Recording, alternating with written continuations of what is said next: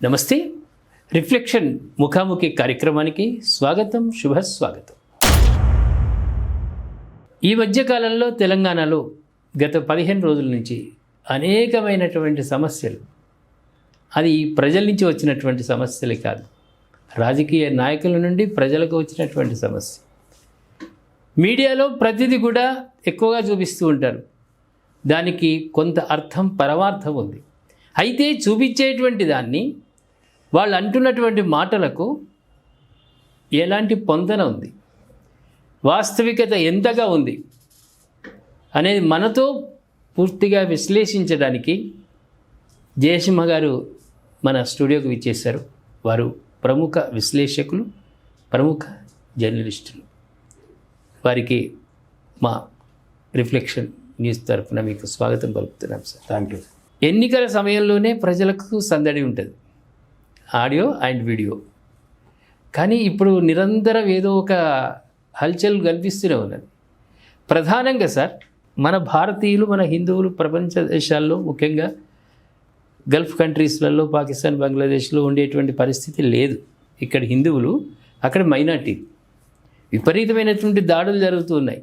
కానీ ఇక్కడ ఉన్నటువంటి ముస్లింలు మనతో పాటు సరదంటిగా అసెంబ్లీలో కూర్చుంటున్నారు, పార్లమెంటుకు పోతున్నారు, కౌన్సిలర్లు అవుతున్నారు, చైర్మన్లు అవుతున్నారు. కరీంనగర్లో బండి సంజయ్ గారు ఇద్దరి, ఒక ముస్లిం అతనికి పూలు పెట్టుకొని అమ్ముకునేటువంటి ముస్లిం అతడిని ఆహ్వానించి కౌన్సిలర్స్కు ఆయనకు సీట్ ఇచ్చారు, పోటీ చేయమని. అంటే ఇంత భావజాలం మనకుంది. శత్రువునైనా మన ఇంట్లోకి వస్తే ఆహ్వానిస్తాం. అందులో ఈ ఓవైసీ ఇద్దరు అన్నదమ్ములు ఏదో ఒకటి మనకు వ్యతిరేకంగా, గతంలో కూడా 15 నిమిషాలు పోలీసులు పక్కకు జరిగితే మేము అటాచ్ చేస్తామనే మాటలు మాట్లాడి, వీళ్ళ మాటలు ఇంతగా రావడానికి ప్రధాన కారణం ఏం బలం చూసుకుని? మామూలుగా నేను ఎప్పుడు చెప్తుంటాను అనమాట, మైనారిటీ అనే పదానికి ఇదమిత్తంగా అర్థం అంటూ ఏం లేదు. మైనారిటీ అంటే తక్కువ సంఖ్యకు, అల్పసంఖ్యాకులు అని కూడా మనం తెలుగులో చెప్తుంటాం. అంటే తక్కువ సంఖ్యలో ఉన్న వాళ్ళు మైనారిటీలు అనుకుంటే, ఒక అడవిలో 100 జింకలు, ఒక పులి ఉంది, పులి మైనారిటీనా? కాదు. ఎందుకంటే అట్లనే వదిలేస్తే ఆ 100 జింకల్ని పులి 100 రోజుల్లో తినేస్తుంది. పులి అట్లనే ఉంటుంది. కాబట్టి 100 పులుల మధ్య ఒక జింక ఉంటేనే మైనారిటీ. 100 జింకల్లో ఒక పులి ఉంటే అది మైనారిటీ కాదు. ఇప్పుడు మీరు బంగ్లాదేశ్, పాకిస్తాన్ ఉదాహరణ చెప్పింది. నిజానికి సౌదీ అరేబియా, యుఏఈ సంతోషంగా ఉన్నారు. అక్కడికి వెళ్ళి కార్మికులుగా పనిచేస్తున్న వాళ్ళే అంతో ఇంతో భద్రంగా ఉన్నారు. కానీ బంగ్లాదేశ్లో ఉన్న హిందువులు రోజు ఎవరిని తగలబెట్టేసి చెట్టుకు వెళ్ళాడదీస్తారో తెలియదు. అక్కడున్న స్త్రీల మాన ప్రాణాలకి భద్రత లేదు. పాకిస్తాన్లో అయితే అసలు మొత్తం హిందువులు లేకుండా అయిపోయారు. ఉన్న కొద్దిపాటి హిందువులు, వాళ్ళు హిందువులు అని వాళ్ళు పాపం అనుకోవడమే తప్ప నిజంగా వాళ్ళు హిందువులుగా ఉండడానికి సరిపడా ఏది చేయలేరు. కనీసం నుదుటిన బొట్టు పెట్టుకోవాలన్నా భయమే. అట్లాంటి స్థితిలో పాకిస్తాన్ హిందువులు ఉన్నారు. బంగ్లాదేశ్ హిందువులు కూడా అటువంటి స్థితి వైపు వెళ్ళిపోతున్నారు. భారతదేశంలో పరిస్థితి ఏంటి అంటే, భారతదేశంలో ముస్లింలు మైనారిటీలు అని అందరూ చెప్తుంటారు. నా నిర్వచనం ఏంటంటే, ఒక దశ దాటిన తర్వాత మైనారిటీలు అనిపించుకోరు ఎవరు కూడా. ముస్లింలు భారతదేశంలో మేము ఇన్ని కోట్లున్నాం, అన్ని కోట్లున్నామని చెప్పేది వాళ్ళే. మళ్ళీ పథకాల విషయానికో, గవర్నమెంట్కు బ్లాక్మెయిల్ చేసే విషయానికో వచ్చేసరికి మళ్ళీ మేము మైనారిటీలం అనేది కూడా వాళ్ళే. భారతదేశంలో రెండో అతిపెద్ద మెజారిటీ ముస్లింలు తప్ప మైనారిటీ కాదు. మైనారిటీలు అంటే జైనులు, బౌద్ధులు, పార్సీలు, కొన్ని వేల సంఖ్యలో, లక్షల సంఖ్యలో ఉంటే మైనారిటీలు. కోట్లు పెరిగిపోయిన తర్వాత కూడా వాళ్ళ ఓట్లు, ఇప్పుడు ఉన్న మహారాష్ట్రలో ఎన్సీపీకి రెబల్ క్యాండిడేట్గా ఎంఐఎం తరఫున ఒక ఆమె పోటీ చేసింది. పోటీ చేసి గెలిచింది ఒక అమ్మాయి, చాలా యంగ్, 30 లోపు, 25, 30 మధ్యలో ఉంటుంది. గెలిచిన తర్వాత ఒక తాటక నవ్వు లాంటి నవ్వు నవ్వేసి హరాదియానా అని చెప్పేసి చాలా వైరల్ అయింది ఆ వీడియో. తర్వాత ఆమెకు టికెట్ నిరాకరించింది ఎవరు అంటే ఎన్సీపీ, శరద్ పవార్ ఎన్సీపీ తరఫున అప్పటిదాకా ఉన్న ఒక సీనియర్ నాయకుడు. ఆయన హిందూ. ఇంతకాలం ఆయన అన్ని సెక్యులర్ రాజకీయాలే చేసిండు శరద్ పవార్ టీంలో ఉండి. ముస్లింలను హక్కున చేర్చుకొని ఆయనకి పొద్దు సమానం ముస్లింలను నామజపం చేసేవాడు. ఒక్కసారి టికెట్ ఇవ్వనందుకు ఆమె కార్పొరేటర్గా, రెబల్గా ఎంఐఎం తరఫున పోటీ చేసి ముంబ్రా, మహారాష్ట్ర ముంబై ఏరియాలో ఉన్న ముంబ్రా అనే ప్రాంతం మొత్తము మేము గ్రీన్గా మార్చేస్తామని చెప్పింది. దాని అర్థము ఇస్లామీకరిస్తాము అన్నారు అని చెప్పేసి మొత్తం అందరూ ట్రోల్ చేయడం మొదలుపెట్టి మీడియాలో చెప్పిన తర్వాత, సోషల్ మీడియాలో టార్గెట్ చేసిన తర్వాత అప్పుడు ఏమంటుందంటే లేదు నా ఉద్దేశం అది కాదు, నేను ఎంఐఎం తరఫున గెలిచిన, ఎంఐఎం తరఫు జెండా గ్రీన్ కాబట్టి మేము ఇక్కడ ఎంఐఎం జెండా ఎగురవేస్తామన్నామని చెప్తుంది. ఆ ప్రాంతం మొత్తాన్ని ఆకుపచ్చగా మార్చేస్తామంటే అర్థము అదే ఫస్ట్ రోజే చెప్పొచ్చు కదా. మరి ఫస్ట్ రోజేమో ఆకుపచ్చగా మారుస్తామన్నది ఊరుకుంది. రెండో రోజుకి వచ్చేసరికి అందరు తిడుతున్నారని చెప్పేసి ఏం చేసిందంటే నా ఉద్దేశం అది కాదు, మేము ఎంఐఎం జెండాలు ఎగురవేస్తామన్నది అని చెప్తుంది. ఈ విధంగా అవకాశవాదం అనేది ఇక్కడ మన దేశ మైనారిటీల్లో అత్యధికులకి, అందరూ అని నేను చెప్పట్లేదు, కొంతమంది ఖచ్చితంగా మంచి వాళ్ళు ఉంటారు. అయితే అత్యధిక మైనారిటీలు అవకాశవాదాన్ని పాటిస్తున్నారు. వాళ్ళకి వంతపాడేది ఎవరు అంటే రాష్ట్రానికి ఓ పేరు, తమిళనాడులో స్టాలిన్ అనొచ్చు, బెంగాల్లో మమతా బెనర్జీ అనొచ్చు, మహారాష్ట్రలో శరద్ పవార్ అనొచ్చు, ఇట్లా పేరు. అట్లా మన దగ్గర ఏమైంది తెలంగాణలో అంటే బాగా డబ్బున్న వాళ్ళ ఇళ్లలో ఆ బొచ్చు కుక్కలు కొన్ని చిన్న క్యూట్గా తెలియ ఆ కుక్కల పరిస్థితి లాంటిది ఈ పార్టీకి వచ్చేసింది. వీళ్ళు ఏంటంటే నేను వాళ్ళ పార్టీని కుక్కతో పోలిస్తున్నానని కాదు, నా ఉద్దేశం ఏంటంటే దాన్ని ముద్దు చేస్తారు, తీసుకొని ముద్దులు పెట్టేసి ఒళ్ళో పెట్టుకొని సోఫాలో కూర్చోబెట్టి, అదే వీధి కుక్కలకు అట్లా ఉండదు కదా పరిస్థితి. వీళ్ళు దాన్ని ఒళ్ళో కూర్చోబెట్టుకొని ముద్దులు చేసి దానికి చికెన్ ముక్కలు బొక్కలు అని తినిపిస్తుంటే దానికి ఎందుకు ఇది వెళ్ళదు. అట్లా ఇప్పుడు ఎంఐఎం వాళ్ళు కూడా, ఆయన అన్నది కూడా అదే, రెడ్డి వచ్చినా రావచ్చినా మమ్మల్ని ముద్దు చేయాల్సిందే అంటున్నాడు ఆయన. వాళ్ళు ఎప్పుడు సోఫా దిగారు, వాళ్ళు ఎప్పుడు కనకపు సింహాసనం మీద నుంచి శునకం కింద దిగదు. దానివల్ల ఏమవుతుంది, కేసీఆర్ ఉన్న 10 సంవత్సరాలు వాళ్ళని ఏం అనలేదు. బుల్లెట్ బండి వేసుకొని పెద్ద ఓవేసి డైరెక్ట్ సీఎం ఆఫీస్ లోపలికే పోయిండు, దిగిండు, మాట్లాడిండు. తర్వాత ఇప్పుడు చిన్న ఓవైసీ ఏమన్నాడు, అప్పుడు 15 నిమిషాలు టైం ఇవ్వమన్నది ఎప్పుడు, అప్పుడే టైం అయింది. ఆ తర్వాత దాని మీద కోర్టు కూడా శిక్ష వేయలేదు. అది అయిపోయిన తర్వాత బయట వచ్చిన తర్వాత నోరు కంట్రోల్ అయింది అంటే ఇప్పుడు మనం చూస్తున్నాం కదా. అయితే ఈసారి చేసింది రాజకీయ వ్యాఖ్య. నేనైతే పెద్దగా ఆశ్చర్యపోతలేను, దాన్ని పెద్దగా ఖండించాల్సిన అవసరం కూడా లేదు. ఎందుకంటే జూనియర్ ఓవైసీ చెప్తుంది ఏంటంటే బీఆర్ఎస్ ఉన్నా కాంగ్రెస్ ఉన్నా మా దగ్గర కాళ్ళబేరానికి వస్తుంది అంటున్నాడు. అది నిజం, ఆయన చెప్తున్నాడు కాబట్టి మనం హట్ అవుతున్నాం, కానీ నిజం అదే. ఇప్పుడు ఇంకొకటి, ఇప్పుడు ఆంధ్రప్రదేశ్ కలిసి ఉన్నప్పుడు ఏంటంటే 292 సీట్లు ఉండేవి కాబట్టి అసెంబ్లీలో వీళ్ళకున్న 7 ఎమ్మెల్యేల సంఖ్య పెద్దగా పట్టించుకోవాల్సింది కాదు. ఇప్పుడు ఉన్నదే 117 119 మొత్తానికి అది ఉంది. ఈ 117 సీట్లలో ఒకవేళ మ్యాజిక్ ఫిగర్ ఇద్దరికి రాకుండా బీఆర్ఎస్కి కాంగ్రెస్కి, బీజేపీని వదిలేండి, బీజేపీ ఎట్లాగూ కొంత వెనుకబడి ఉంది, మనం ఆశించినంత గొప్పగా ఏం చేయట్లేదు ఇక్కడ, ఆ 8 మంది ఎమ్మెల్యేలతోనే కొట్టుమిట్టాడుతుంది. ఒకవేళ బీజేపీ అద్భుతం చేసి నెంబర్ 1 స్థానంకి రాలేదు, 2వ స్థానంలో కాంగ్రెస్, 3వ స్థానంలో బీఆర్ఎస్ ఉండి వీళ్ళిద్దరికి 7 ఎమ్మెల్యేల సీట్లే తక్కువ పడతాయి మ్యాజిక్ ఫిగర్. మీరు ఏం చెప్తారు? అప్పుడు వీళ్ళిద్దరు పరిగెత్తి కాళ్ళు పట్టుకోవడంలో పోటీ పడతారు. కేటీఆర్, రేవంత్ రెడ్డి పరిగెత్తి ఎవరు ఫస్ట్ ఓవైసీ కాళ్ళు పట్టుకుంటారో వాళ్ళు గెలిచినట్టు. ఆ స్థితి ఉందా లేదా? ఉన్నప్పుడు ఇక మరి ఓవైసీని తప్పు పట్టడానికి ఏముంది? నేనైతే ఓవైసీ మీద తప్పు పట్టలేదు. రెడ్డి అయినా రావైనా మా దగ్గరికి వస్తారనడం నిజం. దీనికి పరిష్కారం ఏంటి అంటే తెలంగాణ హిందువులు జాగృతమయ్యి, తెలంగాణ హిందుత్వ ఓటర్లు, హిందూ ఓటర్లను కూడా నేను అన్నాను, ఎందుకంటే హిందుత్వ ఓటర్లు ముఖ్యం. హిందూ ఓటర్లు ఏముంది, ఎవరికంటే వాళ్ళకు ఓటేస్తారు. బీఆర్ఎస్కి ఓటేసే వాళ్ళకు తెలంగాణ ప్రాంతీయవాదం ఇష్టం, కాంగ్రెస్కి ఓటేసే వాళ్ళకు ఫ్రీ పథకాలు ఇష్టము, ఇందిరమ్మ, నెహ్రూ, ఇంకా ఆ పేర్లు చెప్పుకుంటారు. వీళ్ళకు ప్రాంతీయము, కులతత్వము ఇవన్నీ ఉన్నాయి కాబట్టి జాతీయవాదంతో ఎవరైతే ఓటు వేస్తారో వాళ్ళు బీజేపీకి మరింతగా ఓటేసి అట్లనే వాళ్ళ ఓట్లు సంపాదించుకోవడానికి బీజేపీ కూడా కాస్త బద్ధకం వదిలిపెట్టి కష్టపడాలనేది నా ఉద్దేశం. ఎందుకంటే ఎక్కడెక్కడైతే అస్సాంలో హిమంత బిశ్వ శర్మ నుంచి మొదలు పెడితే గోవాలో సావంత్ వరకు వీళ్ళందరూ కూడా కష్టపడుతున్నారు, ఆ పార్టీని అధికారంలోకి తేవాలంటే ప్రయత్నిస్తున్నారు. తెలంగాణ బీజేపీలో ఆ విధమైన ఉత్సుకత కావచ్చు, ఉత్సాహం కావచ్చు, ఆ రకమైన వార్ ఏమంటారు బ్యాటిల్ రెడీనెస్ కనిపించట్లేదు. సో వీళ్ళు బీజేపీ మరింత కష్టపడి ఆ మోడీ, అమిత్ షా ఉన్న ఇమేజ్ కావచ్చు, వాళ్ళ గ్లామర్ కావచ్చు, ముఖ్యంగా మోడీ బొమ్మ చూసి ఓట్లు వేస్తున్నారు. 8 ఎంపీ సీట్లు వచ్చినాయి కదా, 8 ఎంపీ సీట్లు వస్తే మనకు 30-40 లేదంటే 25 ఎమ్మెల్యే సీట్లు రావాలి. కానీ ఎమ్మెల్యే సీట్లు రాకుండా ఎంపీ సీట్లు మాత్రం 8 వచ్చినాయంటే అవి 8 ఎంపీ సీట్లు మోడీకి వేస్తున్నారు. ఎమ్మెల్యే దగ్గరికి వేయడానికి వచ్చేసరికి సీఎం అభ్యర్థి ఎవరో తెలియని పరిస్థితి. దానికి కేంద్ర బీజేపీ నాయకత్వం కూడా సరైన నిర్ణయాలు తీసుకోలేకపోతుంది. దానికి తగ్గట్టుగా మన దగ్గర ఉత్సాహంతో పనిచేసే బీజేపీలో ఇంకా పెరగాలి. బడ్జెట్లో చూస్తున్నాం కదా, ఈ 8 మంది అక్కడ ఫైట్ చేసింది లేదు, తెలంగాణకు వచ్చింది లేదు. అంటే నేను ఏమంటున్నానంటే ఈ ఉన్న 8 మందిని విమర్శించడము లేదు వాళ్ళు ఇంకేదో చేయలేదు అనేది కూడా నా కంప్లైంట్ కాదు. వాళ్ళకు అంటే ఇంకా సంఖ్య పెరగాలి అంటే ఖచ్చితంగా పోరాటం అసెంబ్లీ లోపల పోరాడాలి మీరు అన్నట్టు, అసెంబ్లీ బయట ఇంకెక్కువ పోరాటం చేయాలి. ఎందుకంటే అసెంబ్లీ లోపల మీరు ఎంత చేసినా కూడా బీఆర్ఎస్కే బలం ఉంటుంది, అది ప్రధాన ప్రతిపక్షం కాబట్టి. అసెంబ్లీ లోపల కుదరలేదు మీకు, సరే మరి బయటనే చేయొచ్చు కదా. బీజేపీ నిరాసక్తత, నిర్లిప్తత, వెనుకబడిపోవడం అనేది ఎంఐఎంకి కలిసి వస్తుంది, బీఆర్ఎస్కి కలిసి వస్తుంది.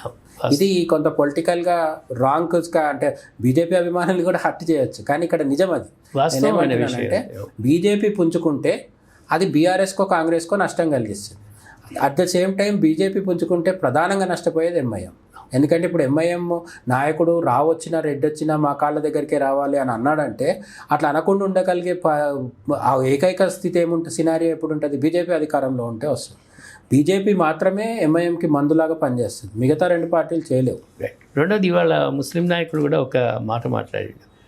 మన భారతీయ సాంప్రదాయము ఇందిరాగాంధీ అప్పటి నుంచి ఏమవుతుందంటే, అప్పుడు ఇందిరాగాంధీ గారు ఉన్నప్పుడు బలవంతంగా ఫ్యామిలీ ప్లానింగ్ ఆపరేషన్లు అయినాయి, ఒక ఉద్యమంలాగా. ఆ తర్వాత మన తండ్రులు మన పెద్దవాళ్ళు కొంచెం వాళ్ళు జనాభా కాస్త పెంచుకున్నారు, 4 కొడుకులే. మరి ఇప్పుడు మన వరకు వచ్చేసరికి 2 పిల్లలు 3 పిల్లలతోటి ఊరుకుంటున్నాం. మరీ మన తర్వాత పిల్లలు వన్డే మ్యాచ్ లాగా ఒక పిల్లాడు సరిపోతుంది, అమ్మాయో అబ్బాయో సరిపోతుంది అనే స్థితికి వచ్చినాం. రాను రాను ఏమవుతుందంటే హిందూ మతం అనేది జనాభా తగ్గుతున్నారు. ఇవాళ ఏమన్నాడు ఆయన అంటే 24 మందిని కానుండి మైనార్టీలకు ముస్లిం వాళ్ళకు పిలుపునిస్తాం, మన జనాభా పెరగాలి, మన రాజ్యం కావాలి అని మన గడ్డ మీద అంటే ఏ స్థితిలో ఉందాం. ఇక్కడ కూడా నేను ఏం చెప్తున్నానంటే, ఒక ఓవైసీ జనాలని కనండి, పిల్లల్ని కనండి అన్నప్పుడు ఆయనని వాళ్ళ వర్గం వాళ్ళు ఎవరు ట్రోల్ చేయరు.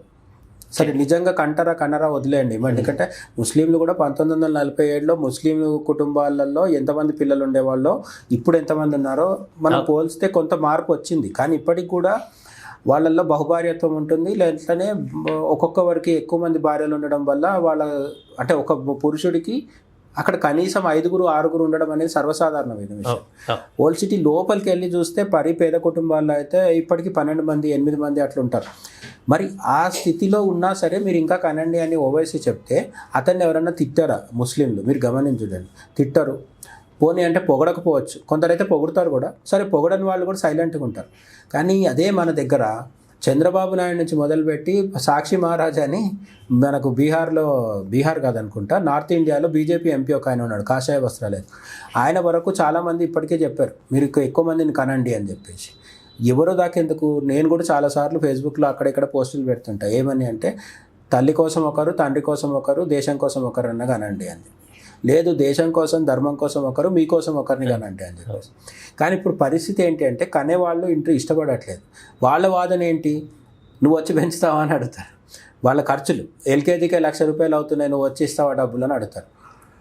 పైగా లేట్ మ్యారేజెస్, ముస్లింలతో పోలిస్తే మన వాళ్ళు లేట్ మ్యారేజెస్ చేసుకుంటున్నారు. ఈ లేట్ మ్యారేజెస్ వల్ల అసలు ఇద్దరిని కనడానికే టైం లేదు.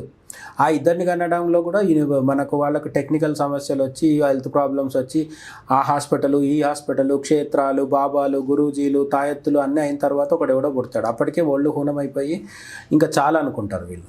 కాబట్టి వయసు పెరిగిపోవడం ఒక కారణం, డబ్బుల గురించి భయపడడం ఒక కారణం. అయితే విచిత్రం ఏంటంటే డబ్బుల గురించే నిజంగా భయపడుతున్నారు హిందువులు పిల్లల్ని పెంచడానికి అనుకుంటే ఐశ్వర్య రాయ్కి ఒక కూతురు, ఆమెకు డబ్బులు బాధన.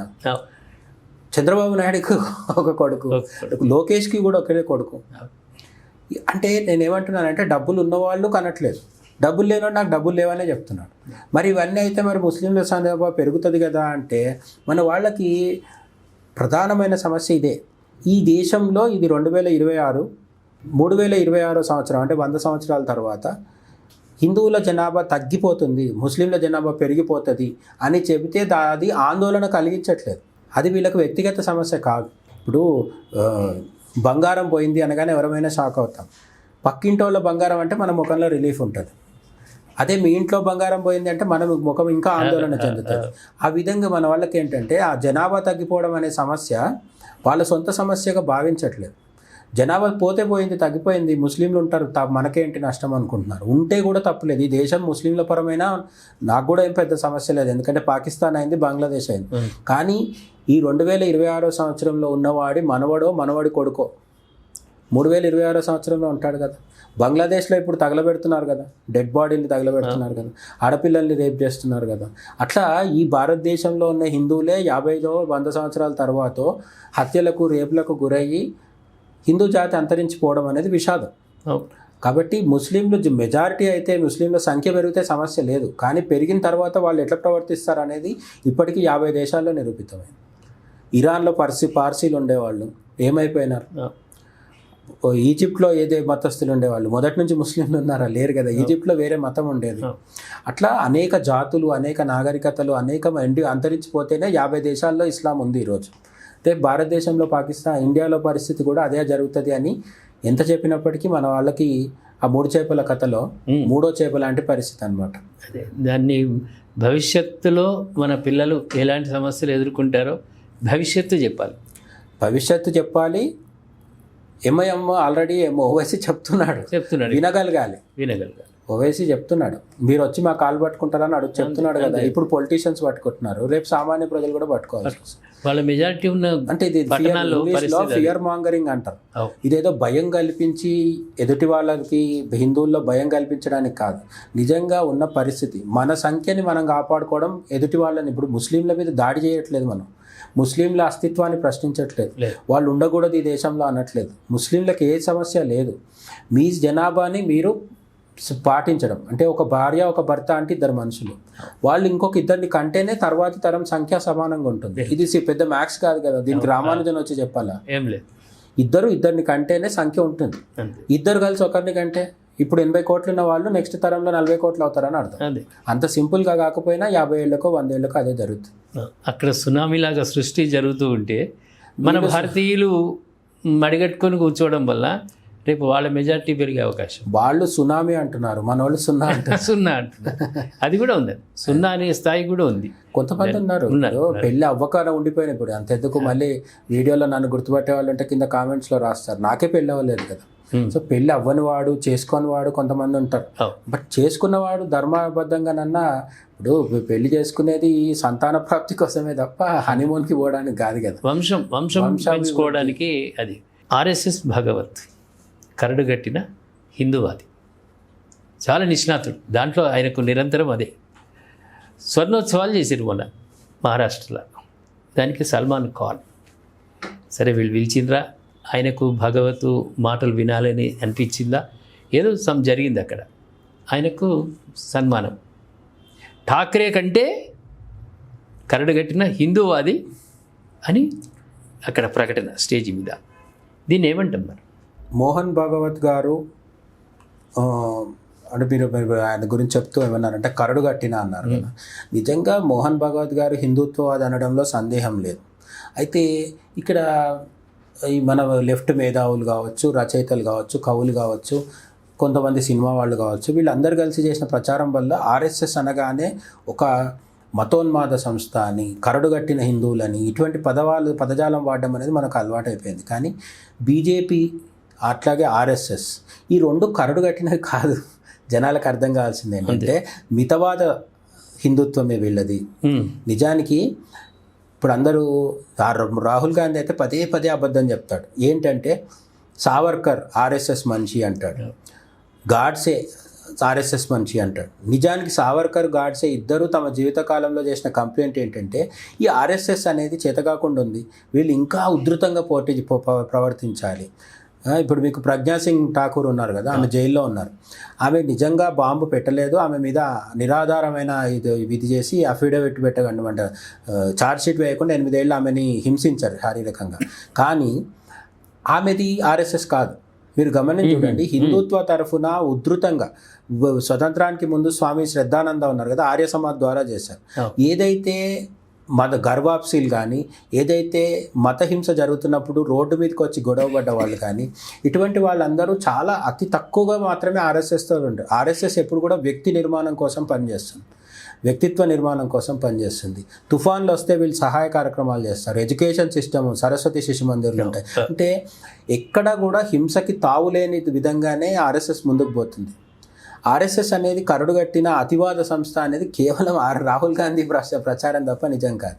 అయితే వీళ్లకు మరి సల్మాన్ ఖాన్ ఎందుకు పిలవాల్సి వచ్చింది అంటే ఆర్ఎస్ఎస్ ఎప్పుడు కూడా చెప్పలేదు. ఆర్ఎస్ఎస్కి ముస్లిం మంచ్ ఉంటుంది, తెలుసు కదా మీకు. ఆర్ఎస్ఎస్ వాళ్ళకి ఒక విభాగం ఉంటుంది, ఏంటి ముస్లిం విభాగం, రాష్ట్రీయ ముస్లిం మంచ్ ఉంటుంది.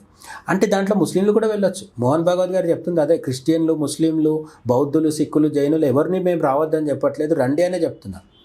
కాబట్టి ఇక్కడ హిందూ వాహిని అని ఇంకో సంస్థ ఉంటుంది, అది కరడు కట్టిన సంస్థ. మనం ఏమనుకుంటున్నామంటే స్ట్రీట్ ఫైట్ చేసే వాళ్ళని మనం అసలు పట్టించుకోవట్లేదు.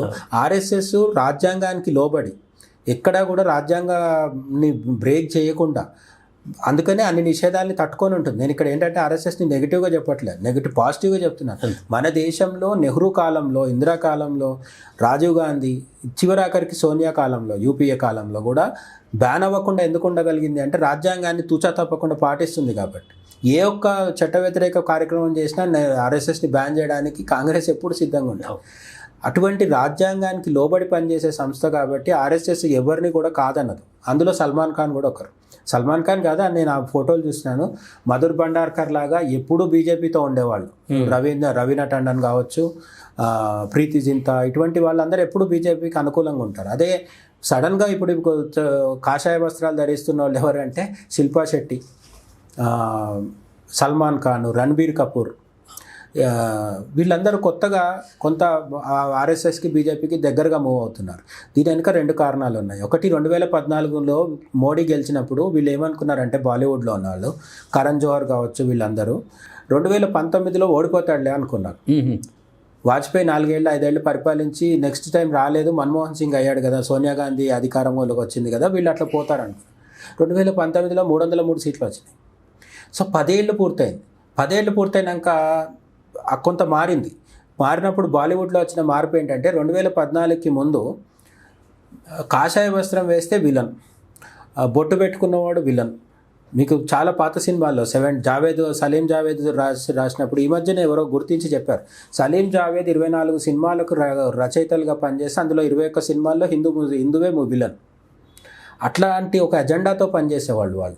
ముస్లిం ఎప్పుడు మంచివాడు, హిందూ ఎప్పుడు చెడ్డవాడు, హిందూ బాబాలు, స్వామీజీలు, అట్లనే మార్వాడీలు, వడ్డీ వ్యాపారం చేసేవాళ్ళు, వీళ్ళందరూ బాలీవుడ్ సినిమాలు చూస్తే విలన్గా ఉంటారు. అటువంటి ఎజెండాతో 2014 దాకా చేసి 2014 నుంచి 19 మధ్యలో మార్పు వచ్చింది. ఏ మార్పు వచ్చింది అంటే the Kerala files, the Bengal files, ఇవన్నీ వచ్చినాయి. కానీ 2019లో మోడీ మళ్ళీ గెలిచేసరికి యురి సినిమా కూడా వచ్చింది అప్పట్లోనే. ఆ తర్వాత ఇంకా కొంచెం మార్పు వచ్చింది. అది ఎక్కడి దాకా వచ్చింది అంటే ఇప్పుడు దురంధర్ తీసేదాకా వచ్చింది. దురంధర్ పరిస్థితి ఏంటి అంటే ఒక్క పాకిస్తాన్ కాదు, మన దేశంలో ఉన్న పాకిస్తానీలకు కూడా కడుపు మండుతుంది, పాకిస్తాన్ వాళ్ళకి కడుపు మండుతుంది, సౌదీ అరేబియా, యుఏఈ అంతటా బ్యాన్ చేసేసారు. అంటే ఆ సినిమా పట్ల ఎంత అలర్ట్గా ఉన్నారో చూడండి మొత్తం ప్రపంచం.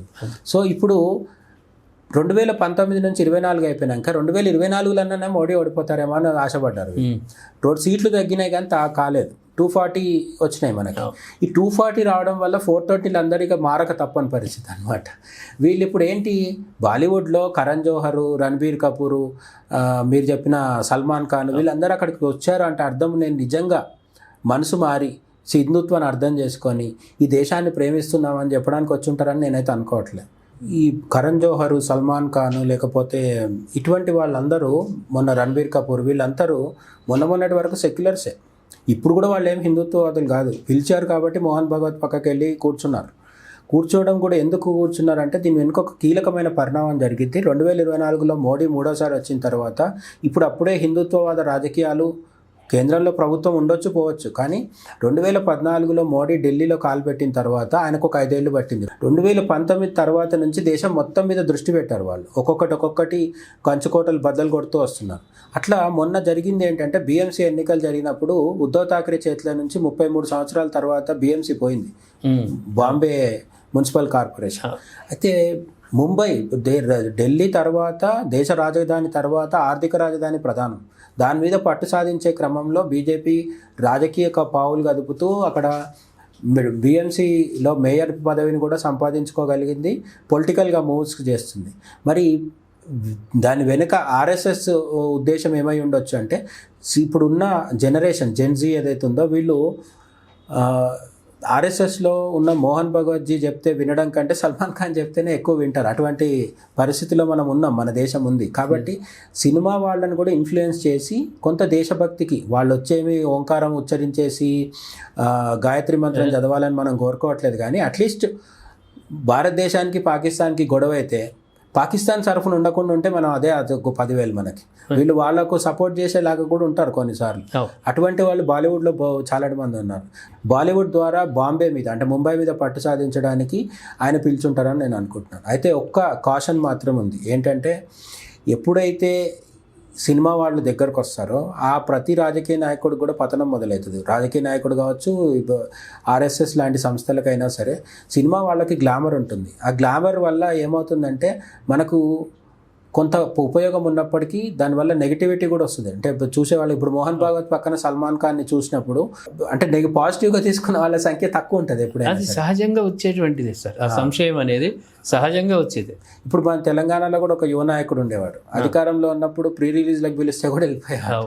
తర్వాత ఏమైంది, పదవి పోయింది. పదవి పోయినాక ఏమైంది, తర్వాత సినిమా వాళ్ళ వల్లే అనేక ఆరోపణలు ఎదుర్కోవాల్సి వస్తుంది. నిజంగా ఆయన ఏం చేశారో లేదో మనకు తెలియదు, కానీ సినిమా వాళ్ళతో తిరగడం వల్ల ఆయన ఇమేజ్ కొంత దెబ్బతిన్నది.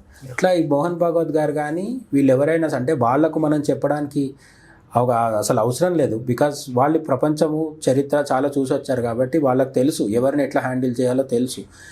కానీ నేను చెప్తుంది ఏంటంటే ఆర్ఎస్ఎస్ సినిమా వాళ్ళతో ఎంగేజ్ అయ్యి వాళ్ళతో ఏదైనా కార్యక్రమాలు నిర్వహించడంలో తప్పు లేదు, కానీ అది ఒక స్థాయి దాటి ఇంకా ఎక్కువ పోకుండా చూసుకుంటే మాత్రం మంచిది. ఎందుకంటే ఆర్ఎస్ఎస్కి సినిమా గ్లామర్ అక్కర్లేదు.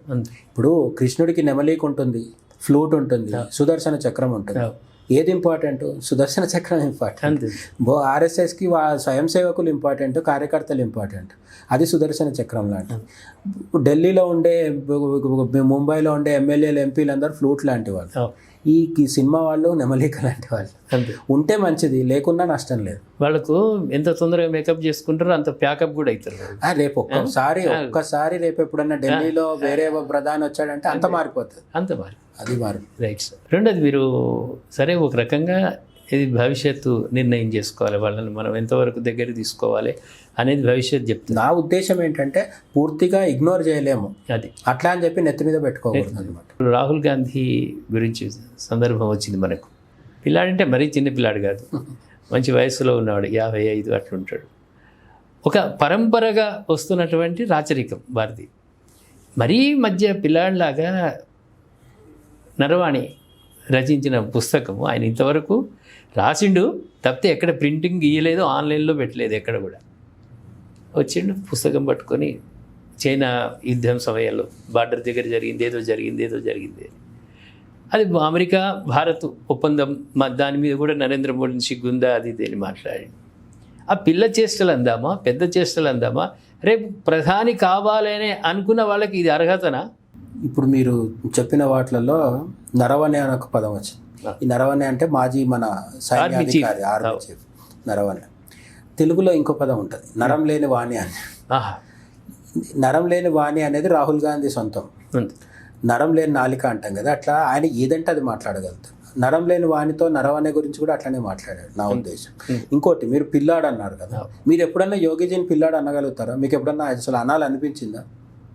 యూపీ ముఖ్యమంత్రి రాహుల్ గాంధీ కంటే ఆయన చిన్నోడు. వాస్తవానికి రాహుల్ గాంధీ కంటే 1-2 కాదు, దాదాపు 4-5 సంవత్సరాలు అట్లా చిన్నవాడు, లిటరలీ చిన్నవాడు. సో రాహుల్ గాంధీ కంటే తేజస్వి సూర్య, అన్నామలై, పవన్ కళ్యాణ్ అందరూ చిన్నవాళ్ళే.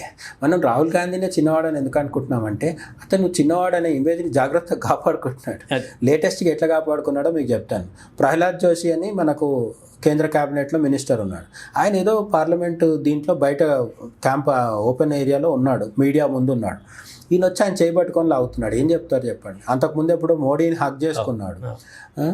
ఈ రణ్వీర్ బిట్టు లాంటిది, బిట్టు అనే ఇంటి పేరుతో ఒక నాయకుడు ఉన్నాడు. అతను ఇంతకుముందు కాంగ్రెస్లో ఉండేవాడు. కాంగ్రెస్ నుంచి బయటకు వచ్చి బీజేపీలో జాయిన్ అయ్యాడు. అతను కేంద్ర మంత్రి కూడా అయ్యాడు. సో ఇప్పుడు రాహుల్ గాంధీకి ఆ కడుపు మంట ఉండిపోయింది. నన్ను వదిలేసి వెళ్ళిపోతావా నువ్వు, ఆ ఈగో సాటిస్ఫై అవ్వట్లేదు.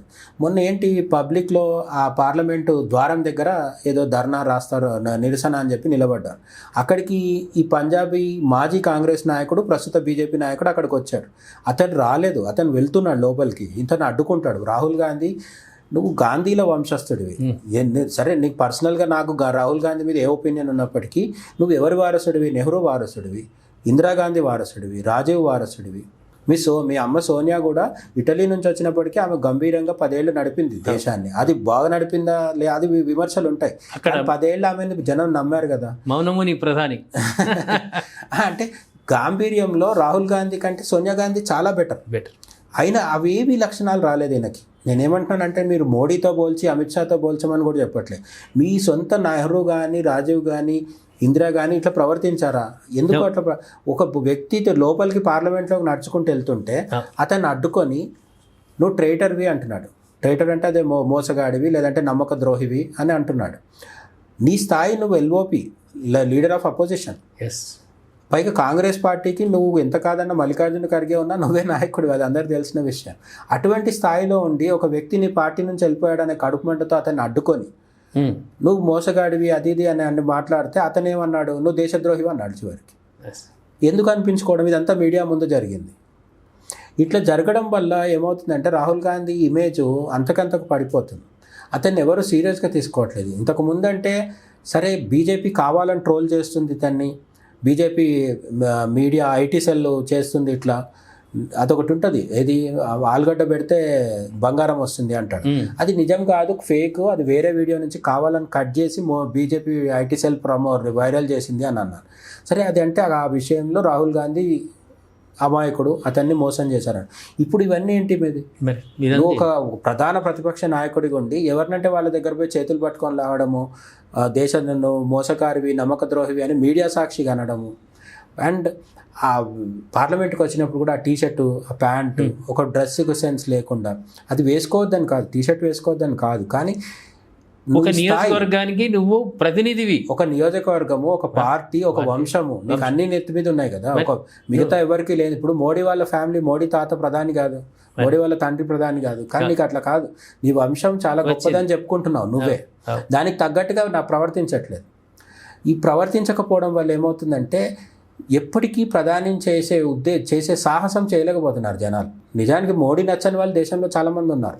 వాళ్ళు ఎవరు కూడా, నేను చాలామందిని అడుగుతాను మోడీని తిట్టే వాళ్ళని, సరే మోడీని తిడుతున్నారు కదా, మీ నెక్స్ట్ ఆప్షన్ ఎవరు? వాళ్ళ దగ్గర ఆన్సర్ లేదు. ఏకపక్షంగా రాహుల్ గాంధీ అని అంటే 2019లోనో 2024లోనో కాంగ్రెస్కి సీట్లు వచ్చేవి. సరే పెరిగినాయి, 42, 45 లేదంటే 54 నుంచి ఇప్పుడు 99కి వచ్చినాయి. కానీ 272 సీట్లలో 99 వచ్చాయంటే జనం నిన్ను ఎంతో నమ్ముతున్నారో అర్థం చేసుకోవాలి. ఇప్పుడు లేటెస్ట్గా ఏంటి, ఈ నరవనే బుక్ విషయంలో వస్తే, బుక్ రిలీజ్ కాలేదు అని ఎవరు చెప్తున్నారు? బీజేపీ చెప్తుంది, అది వదిలేద్దాం, వాళ్ళని నమ్మక్కర్లేదు. పబ్లిషర్ పెంగ్విన్ సంస్థ, పెంగ్విన్ ఇండియా వాడు ఏం చెప్తున్నాడు, నేను ఆ బుక్ వచ్చేసి వదలలేదు అని చెప్తున్నాడు. రాసిన ఆయన నరవనే అధికారి ఎవరైతే ఉన్నారో ఆయన, ఆర్మీ అధికారి, మాజీ అధికారి, ఆయన ఏం చెప్తున్నాడు, అది ఇంకా బయట రాలేదు, పబ్లిష్ అవ్వలేదు అని చెప్తున్నాడు. అయితే ఇక్కడ కాంగ్రెస్, ఆర్ఎస్, రాహుల్ గాంధీని సమర్థించే వాళ్ళు ఏమంటున్నారంటే, అందులో చెప్పింది చైనా వాహనాలు దూసుకొచ్చాయా లేదా, ఆ టైంలో మోడీ చేతులు ఎత్తేసాడా లేదా, ఇవన్నీ నిజమా కాదా చెప్పండి అంటున్నారు. చెప్పాలా చెప్పొద్దా అనేది బీజేపీ ఉద్దేశం. ఎందుకంటే చైనాతో మనకు గొడవ జరిగిన తర్వాత ఎన్నికలు వచ్చాయి, ఎన్నికల్లో ప్రజలు గెలిపించేశారు కదా, అంటే ప్రజలకు నమ్మకం ఉంది.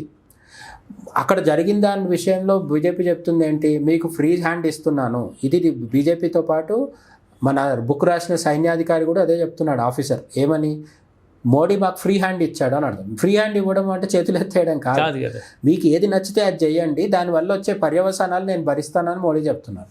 ఇంతకంటే ఇంకేం చేయగలుగుతారు? అక్కడెక్కడో చైనా బార్డర్కి అప్పుడు ఫ్లైట్ వేసుకొని వెళ్తారా? వెళ్ళరు కదా. వెళ్ళి కూడా ఏం సాధిస్తారు? ఇక్కడ ఏ గన్ ఎట్లా వేల్చాలో మోడీ చెప్పరు కదా. కొన్ని రక్షణకు సంబంధించిన రహస్యాలు కూడా ఉంటాయి కదా అక్కడ. ఆ సన్నివేశాన్ని ప్రజలకు చెప్పలేరు కదా కొన్ని సందర్భాలలో. ఇప్పుడు రాహుల్ గాంధీ పోనీ ఇంత కష్టపడి తర్వాత ఈ బడ్జెట్ సమావేశాల్లో దీన్ని ఎందుకు లేవనెత్తాడో తెలియదు. ఎందుకంటే ఆ సంఘటన జరిగింది ఇప్పుడు కాదు. ఆ సంఘటన గురించి ఆ సైన్యాధికారి ఎవరో ఇప్పుడు మాట్లాడలేదు. చైనా మాట్లాడిందా? చైనా కూడా చెప్పట్లేదు. మేము దూసుకొచ్చాం, మమ్మల్ని చూసి మోడీ భయపడ్డాడని చైనా చెప్పలేదు. అంతే. ఎక్కడ జరిగింది? అరుణాచల్లో జరిగింది అనుకుందాం. అరుణాచల్ ప్రజలేమని చెప్పారా? చెప్పలేదు.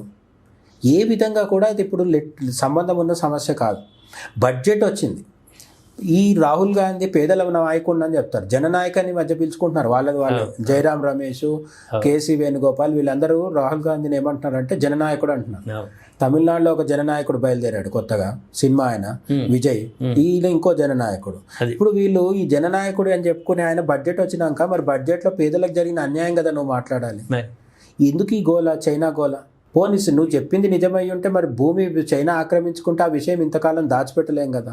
కంప్లీట్ పక్కదారి బట్టి మొత్తం పక్కదారి బట్టి. పైగా ఈయన చేస్తున్న డ్యామేజ్ ఎంత ఉంది అంటే రాహుల్ గాంధీ, నిజానికి రాహుల్ గాంధీ అభిమానులు మన వీడియో కింద వచ్చి తిట్టినా సరే, రాహుల్ గాంధీ చేసే గొడవ ప్రతి పార్లమెంట్ సమావేశంలో ఇతర విపక్ష పార్టీలు ఉంటాయి కదా, వాళ్ళందరికీ కూడా అయోమయంలో పడేస్తుంది. ఇప్పుడు టీఎంసీ కార్యకర్తలు, టీఎంసీ ఎంపీలు ఉన్నారు, అఖిలేష్ యాదవ్ పార్టీ ఎంపీలు ఉన్నారు, స్టాలిన్ పార్టీ ఎంపీలు ఉన్నారు. వీళ్ళందరి గురించి మనం ఏమైనా మాట్లాడాం? ఒక్క మాట అన్నా? అంతా రాహుల్ గాంధీ మీదకే లైమ్ లైట్ పోతుంది. ఈయన తన మీదకి కెమెరాలన్నీ పెట్టించుకున్న తర్వాత లేవనెత్తిన అంశాలు ఏమన్నా మోడీని ఇరుకున పెడుతున్నాయా అంటే అది రివర్స్ అవుతుంది. మోడీని ఇరుకున పెట్టడం కాకుండా ఇప్పుడు రాహుల్ గాంధీ ఏమన్నారు, అమెరికా ట్రేడ్ డీల్లో అది జరిగింది ఇది జరిగింది అన్నారు, ఎప్స్టీన్ ఫీల్డ్స్లో మోడీ పేరు వచ్చింది అన్నారు. చివరికి ఈ నరవ్ అనే బుక్కు సంబంధించి ఆ బుక్లో ఏదో ఉంది అన్నారు. ఆ బుక్ బయట రాలేదని ఫైనల్గా తేలిపోయింది. ఇప్పుడు చివరాఖరికి మోడీకి కానీ బీజేపీకి కానీ ఎన్డీఏ కూటమికి కానీ వచ్చిన ఒక్క లాస్ ఏమన్నా ఉందా? ఏం లేదు. అసలు ఎన్నికల టైం కల్లా ఇదంతా గుర్తుంటుందా ప్రజలకి అంటే? మొన్న అదే కదా జరిగింది. బీహార్ ఎన్నికల ముందు ఈయన చెప్పింది ఏంటి? ఓట్ చోరీ అన్నాడు. అది ఎన్నికల్లో అంశమే కాదు. ఈయనకి ప్రాబ్లం ఏంటంటే ఎన్నికల్లో ఏది అంశమో కూడా తెలియట్లేదు, తన ఈగో సాటిస్ఫై చేసుకోవడం కోసమే మాట్లాడుతున్నాడు. ఓసారి ఏమంటారు, మోడీకి సర్టిఫికెట్స్ లేవంటాడు. ఇంకోసారి ఇప్పుడు మోడీ పేరు ఎప్స్టైన్ ఫైల్స్లో వస్తే మీరు నమ్ముతారా చెప్పండి? ఇప్పుడు నేనేమంటానంటే ట్రంప్ పేరు ఎప్స్టైన్ ఫైల్స్లో ఉందంటే తను శృంగారానికి సంబంధించి లైంగిక చేష్టలేమని చేశాడంటే నమ్ముతారు. మోడీ చేశాడంటే ఎందుకు నమ్ముతారు? అంటే మోడీ మంచోడని కాదు నా ఉద్దేశం. ఒక్కొక్కరికి ఒక్కొక్క ఇమేజ్ ఉంటుంది, ఆ ఇమేజ్ని బట్టి నమ్ముతారు ఎవరైనా. మోడీ మీద ఆ టైం వేస్ట్ చేయడం దండగా. నేను అనేది మోడీ మంచోడని కాదు. మోడీ అవినీతి చేశాడనో, మోడీ లైంగిక చేష్టలకు పాల్పడ్డాడంటే ఎవరు నమ్మరు ఈ రెండు. ఎందుకంటే ఆయన కుటుంబం లేదు, ఇటువంటి ఆశించేవాడైతే ఎప్పుడో ఆర్ఎస్ఎస్ వదిలేసి తిరిగేవాడు. ఏది గిట్టుబాటు అవుతుంది? మోడీ అదానికి సాయం చేశాడు అన్నవారు అనుకోండి, అది కొంతన్నా వర్కౌట్ అవుతుంది. ఇంత మినహాయింపులు ఇచ్చిండు, ఇన్ని కోట్లు ఇచ్చిండు అన్నా కూడా అది నమ్మొచ్చు. మోడీ అభిమానులు మన సోషల్ మీడియాలో చెప్పే బత్తాయిలు అంటారు కదా, వీళ్ళందరూ ఎట్లనో సమర్థించుకుంటారు, అది వేరు. కానీ అంబానీకి అదానికి సాయం చేశాడు అనేదన్నా కొంత నమ్మకం ఉండకూడదు. ఇది అనవసరంగా ఎప్స్టీన్ ఫైల్స్లో ఉన్నాడు అనేది అన్ని సభా సమయం వేస్ట్ చేయడమే. ఇప్పుడు చివరికి ఓం బిర్లా మీద అవిశ్వాస తీర్మానం, అది ఎంత కామెడీ అయిపోయిందంటే ఆ అవిశ్వాస తీర్మానంలో డేట్ వేసే దగ్గర 2025 రాసి వస్తున్నారు ప్రతిపక్ష ఎంపీలందరూ. హాఫ్ నాలెడ్జ్ కాదు అంటే కావాలని అక్కడ 2025 వేస్తే అది ఎట్లాగూ టెక్నికల్ ఇష్యూ కింద తీసేస్తారు వాళ్ళు. అంటే ప్రతిపక్షాన్ని మొత్తాన్ని ఏకతాటిపై నడిపించే నాయకత్వ లక్షణం కూడా రాహుల్ గాంధీలో లేదు. మీ ఇండి బ్లాక్లోనే అందరినీ మాట వినకపోతే దేశం మొత్తం ఎట్లా వింటుంది అనుకుంటున్నాం? దేశ ప్రధాని ఇప్పుడు మొత్తం మీరు ఊహించండి, కరోనా వచ్చినప్పుడు మోడీ బదులు రాహుల్ గాంధీ ప్రధాని ఉండుంటే, ఇప్పుడు ఆ ట్రంప్ టారిఫ్స్ 50% టారిఫ్స్ వేసినప్పుడు మోడీ బదులు రాహుల్ గాంధీ ఉంటుండే, ఇప్పటికంటే బెటర్ ఉండేవాళ్ళమా మనం? దీనికి ఆన్సర్ ఎవరిది వాళ్ళకి తెలుసు, ఒప్పుకోకపోవచ్చు కొంతమంది. అది దుర్లభం, అది మనం ఊహించడానికి వీల్లేదు. కాంగ్రెస్ ప్రభుత్వం ఉంటే పరిస్థితి ఎలా ఉంటుంది అనేది. రెండోది ఈ మధ్య కోవా మా రిఫ్లెక్షన్ ప్రేక్షకులు కూడా కోవా తిని ఉంటారు అనుభవం. ఎందుకంటే వాడు ఆటోకు మైక్ పెట్టుకొని పోతుంటాడు, 10 రూపాయలకే 2 బ్రెడ్ల మధ్యలో కోవా ఇస్తున్నాడు. ఇది సమ్మక్క సారక్క జాతరలో ఈ ఇష్యూ కొంచెం బయటకు వచ్చింది, అప్పుడు దాకా రాలే. దాంట్లో కెమికల్ యాడ్ చేసి వాడు ఏదో మత్తు పదార్థమా లేకుంటే శరీరాన్ని ఇబ్బంది పెట్టేదా అది.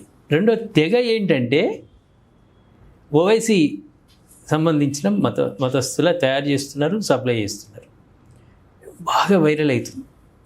మీ అభిప్రాయం? మన దేశ రాజ్యాంగం ప్రకారం ఆ కోవా అమ్మడానికి అక్కడికి వచ్చి షాప్ పెట్టుకున్నవాడు తగిన పర్మిషన్స్ తీసుకుంటే ప్రభుత్వం నుంచి, అధికారుల నుంచి, అందులో తప్పేం లేదు. ఇక రెండోది ఆ కోవా బన్నులో ఏమన్నా కలిసి ఉంటుందా అనే విషయానికి వచ్చినప్పుడు అది ఫుడ్ సేఫ్టీ అధికారులు చూడాలి. అది కూడా అధికారుల బాధ్యత. నేనేమంటున్నానంటే ఆరోగ్యాన్ని చెడిపోయే విషయం ఇది రెండు. సో ఇప్పుడు అక్కడ అతను వచ్చి ఆ ముస్లిం వ్యక్తి వచ్చి కోవా బన్ అమ్ముకున్నాడంటే తగిన పర్మిషన్ ఇచ్చిన అధికారులని ఫస్ట్ ప్రశ్నించాల్సి ఉంటుంది. ఎందుకంటే సమ్మక్క సారలమ్మ జాతర అనేది గిరిజన జాతర. దానికి పెద్ద ఎత్తున వచ్చేది హిందువులు. గిరిజనుల కంటే కూడా హిందువులు ఎక్కువ వస్తారు సంఖ్య. మరి ఈ హిందువులు గిరిజనులు అంటే గిరిజనులు కూడా హిందువులనే నా ఉద్దేశం.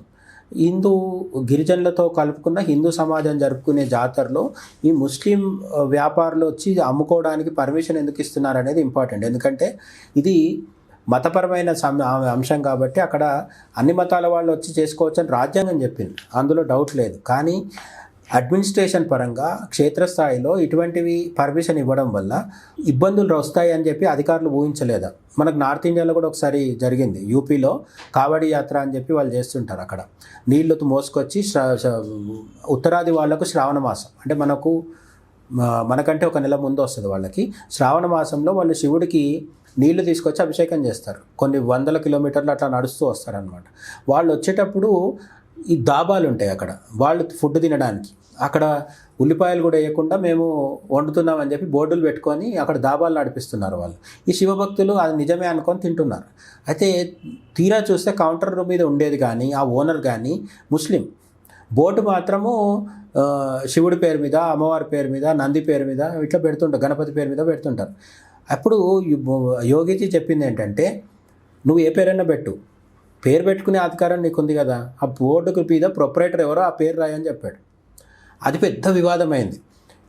వాళ్ళు ఏమంటున్నారంటే మేము అమ్ముకుంటాం, పైన హిందూ దేవుళ్ళ పేరు పెడతాం, మేము పర్సనల్గా మా మతమే పాటించుకుంటాం, ప్రొపరేటర్ పేరు మాత్రం వేయం.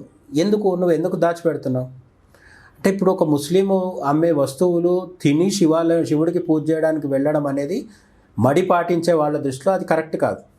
కాబట్టి నువ్వు నీ ఐడెంటిటీ దాచిపెట్టుకో అని చెప్పి అది చేస్తున్నావు అక్కడ.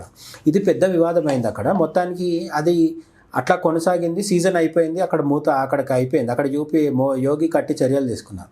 ఇప్పుడు మన దగ్గరకు వచ్చినప్పుడు సమ్మక్క సారక్క దగ్గరికి ఆ ముస్లింని అనుమతించిన అధికారులని మనం ఫస్ట్ అడగాల్సి ఉంటుంది. ఆ వ్యక్తి కాకుండా అదే కోవా బన్నులు హిందువులు అమ్ముకోవచ్చు కదా, మరి ఎందుకు ఇవ్వలేదు పర్మిషన్? సరే పోనీ అన్ని మతాలు సమానం అనుకొని ఇచ్చి ఉంటే అది కూడా ఒప్పుకోవచ్చు. ఆ కోవా బన్నుల్లో ఏదైనా సమస్య ఉంది, కలుషితమైన పదార్థాలు కలుస్తున్నాయి అని అనుకున్నప్పుడు ఆ బాధ్యత ఫుడ్ సెక్యూరిటీ అధికారులు తీసుకోవాలి. వాళ్ళు దాన్ని చెక్ చేసి అది మంచిదా చెడుదా తేల్చాల్సిన అవసరం ఉంది. అయితే మూడోది, దీంట్లో తింటే ఆరోగ్యం పాడవుతాయి అనేది ఒకటే కాదు హిందువుల ఆరోపణ.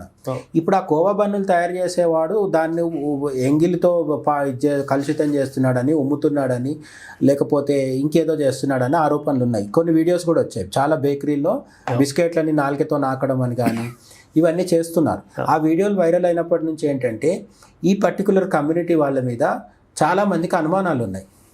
మరి అప్పుడు అది జరిగితే ఎట్లా అంటే, నేను చెప్పేది ఏంటంటే ఇప్పుడు అది అమ్ముతున్న వాడి మీద దాడి చేసి, భౌతిక దాడి చేసి, లేదంటే అతన్ని బెదిరించడమో లేదంటే ప్రశ్నించడమో చేస్తే మన సెక్యులర్ సమాజంలో ముస్లింలు ఎట్లాగో వ్యతిరేకిస్తారు. మా వాడిని ఎందుకు బెదిరిస్తున్నావు నువ్వు అంటారు.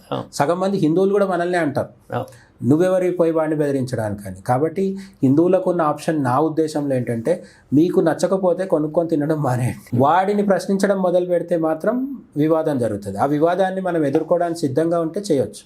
ఎందుకంటే నేనేమంటున్నానంటే చాప కింది నీరులాగా ఈ సెక్యులర్ భావజాలం ఉన్న ప్రభుత్వాలు ఇదే ఇష్యూ ఉత్తరప్రదేశ్లో జరిగితే చర్యలు తీసుకునేవాళ్ళు. నేనేమంటున్నానంటే ఇక్కడే తీసుకున్నా కూడా ప్రతి శుక్రవారం చాలా మసీదులు ఉంటాయి కదా, ఆ మసీదుల ముందర బయటికి చాలా మంది వాళ్ళు నమాజ్ చేసుకొని వస్తుంటారు.